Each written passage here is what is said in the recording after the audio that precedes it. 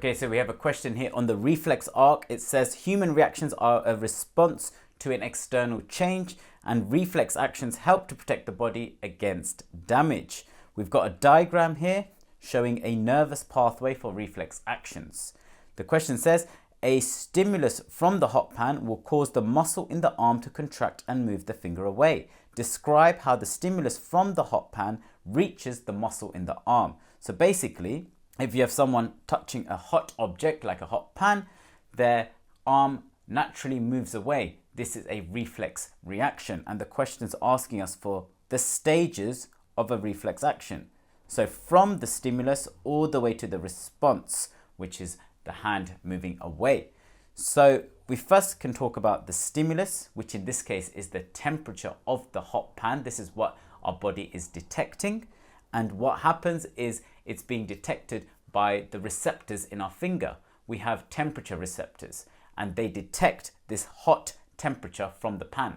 So we can say the high temperature is detected by the temperature receptors in the finger. Then that message gets sent in the form of electrical impulses down neurons.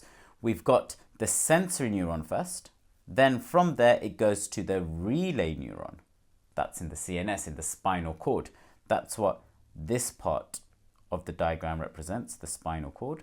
So this message travels from the finger through the sensory neuron, then it reaches the spinal cord. So that's the sensory neuron. Then it goes to the relay neuron, which is found in the spinal cord. From there, it goes to the motor neuron, which is this part here, before it reaches the muscle in the arm and the muscle contracts to move the finger away. Another thing you should probably mention is between these neurons, we've got these gaps, which are called synapses. Electrical impulses can't travel across the synapse, so they get converted into chemicals called neurotransmitter. The neurotransmitter basically diffuses across these gaps, and it goes from one neuron to another. So let's try and write the points here to get all 4 marks. We can say an electrical impulse is sent down the sensory neuron to the relay neuron, followed by the motor neuron. We can now talk about the synapses.